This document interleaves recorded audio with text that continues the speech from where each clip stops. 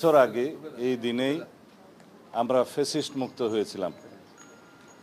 হাজারো ছাত্র জনতার রক্তের বিনিময়ে অর্জিত হয়েছিল বাংলাদেশের এই ফ্যাসিস্ট মুক্ত বাংলাদেশ। বিগত 16 বছরের অবিরাম সংগ্রাম এবং যারা রক্তদান করেছেন বাংলাদেশের মানুষের অধিকার আদায়ের জন্য, তাদের সকলের প্রতি শ্রদ্ধা জ্ঞাপন করি, বিনম্র শ্রদ্ধা জ্ঞাপন করি। বিগত 2024-এর জুলাই আগস্টের ছাত্র গণ অভ্যুত্থানে যারা শহীদ হয়েছেন, আহত হয়েছেন, চিরতরে পঙ্গুত্ব বরণ করেছেন, তাদের সকলের প্রতি সমবেদনা এবং শ্রদ্ধা জ্ঞাপন করছি। আজকের এই দিনে আমাদের বিশাল অর্জন।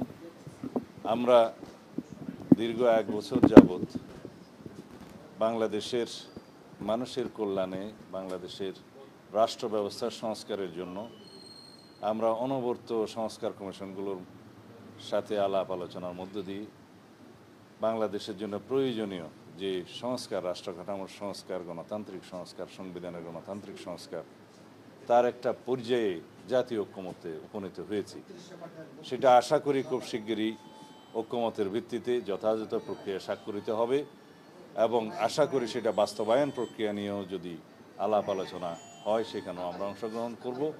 তার মধ্য দিয়ে জাতির যে ফ্যাসিবাদ বিরোধী জাতীয় ঐক্যবদ্ধ প্রতিষ্ঠা হয়েছিল আগে, সেটাকে আমরা সমুন্নত রাখবো এবং এই ফ্যাসিবাদ বিরোধী জাতীয় ঐক্যকে আমরা শক্তিতে পরিণত করে এই জাতিকে এগিয়ে নিয়ে যাব এবং একটি শক্তিশালী গণতান্ত্রিক রাষ্ট্র, সমাজ এবং সরকার ব্যবস্থা প্রতিষ্ঠা করব ইনশাআল্লাহ।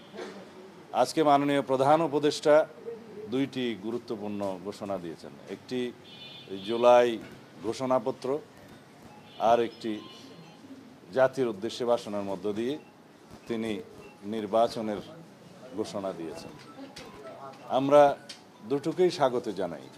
জুলাই ঘোষণাপত্রের যে সমস্ত ঘোষণা, তাকে রাষ্ট্রীয়ভাবে এবং সাংবিধানিকভাবে স্বীকৃতি দেওয়ার জন্য আমরা প্রতিশ্রুতিবদ্ধ এবং যথাযোগ্য জায়গায় সংবিধানে সেটা স্থাপন করা হবে, সেই প্রতিশ্রুতি আমরা আগেও দিয়েছিলাম। এবং জুলাইয়ের যোদ্ধাদের, জুলাই শহীদদের, ছাত্র গণ অভ্যুত্থানের যারা শহীদ হয়েছেন তাদেরকে জাতীয় বীরের মর্যাদা দেওয়াটা সমুচিত হয়েছে, সেটা আমাদের প্রাণের দাবি। এবং যারা আহত হয়েছেন, যারা বিভিন্নভাবে ক্ষতিগ্রস্ত হয়েছেন, তাদেরকে বিভিন্নভাবে আইনি সুরক্ষা, সহযোগিতা এবং রাষ্ট্রীয়ভাবে সহযোগিতার প্রতিশ্রুতি তিনি যেমন দিয়েছেন, সারা জাতি দিয়েছে, আমরাও দিচ্ছি। আগামী দিনে আমাদের নির্বাচনে মানুষের ভোটাধিকার প্রয়োগের জন্য যে পরিবেশ সৃষ্টির জন্য মাননীয় প্রধান উপদেষ্টা যে সমস্ত পরামর্শ দিয়েছেন, সেটা অবশ্যই প্রণিধানযোগ্য।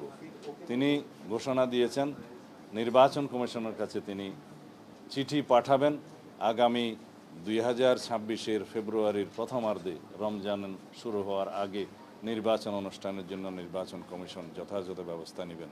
অবশ্যই নির্বাচন কমিশন তফসিল ঘোষণা করবেন যথাসময়ে, কিন্তু মাননীয় প্রধান উপদেষ্টা আজকে যে নির্দেশনা দিয়েছেন তার ভাষণের মধ্য দিয়ে এবং চিঠি প্রদান করবেন নির্বাচন কমিশনকে যা বলেছেন, সেই ঘোষণার জন্য আমরা সবাই অপেক্ষা করছিলাম এবং সারা জাতি অপেক্ষা করছিল। এর মধ্য দিয়ে বাংলাদেশে যে নির্বাচন অনুষ্ঠান নিয়ে যে একটি দোদুল্যমানতা ছিল বলে অনেকে মনে করছিলেন, তাদের মধ্যে সেই দোদুল্যমানতাটা রইল না এবং সারা জাতি একটি নির্বাচনমুখী পরিবেশের মধ্যে দিয়ে যাবে এবং সেই নির্বাচনের আবহ সৃষ্টি হবে।